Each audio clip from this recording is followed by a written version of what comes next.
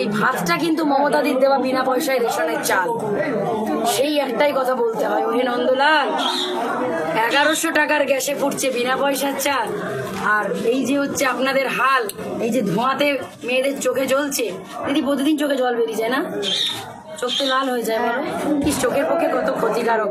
মানে সত্যি আমি এই ফুটা দিয়ে দেখাতে চাই যে এবারে বিষ্ণুপুর লোকসভা থেকে বিজেপিকে আমি এরকম ফু দিয়েই ওড়াবো। রবিবাসরীয় ভোট প্রচারে বিষ্ণুপুর পুর শহর চষে বেড়ালেন তৃণমূল প্রার্থী সুজাতা মণ্ডল। সাত সকালে মল্লভূমের বোলতলায় জাগ্রত বুড়ো শিবের মন্দিরে পুজো দিয়ে ঘণ্টা বাজিয়ে দিনের প্রচার শুরু করেন।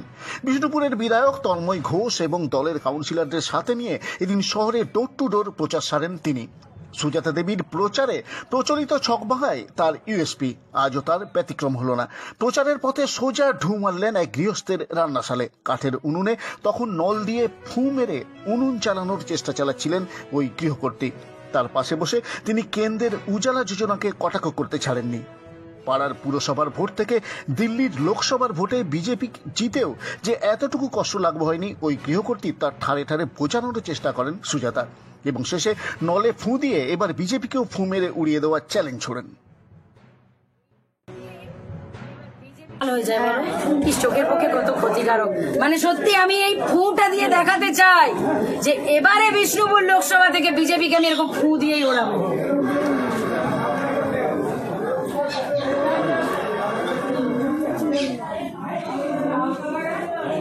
এই ফু দিয়েই আমি এবার বিজেপিকে ফুৎকারে ওড়াবো বিষ্ণুপুর লোকসভা থেকে।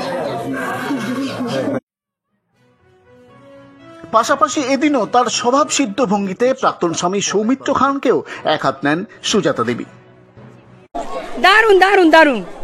কারণ আজকে বিষ্ণুপুর শহরের যেহেতু আজকে অফিসিয়ালি বাজারটা ছুটি, তাই সব মানুষকে ঘরে পেয়ে যাচ্ছি, প্রচুর দোকানও খোলা রয়েছে, তাই দারুণ জমজমাটি রবিবাসরীয় প্রচার। মানুষকে একটাই কথা বলছি যে মানে মমতাদির সাথে থাকুন, উন্নয়নের সাথে থাকুন।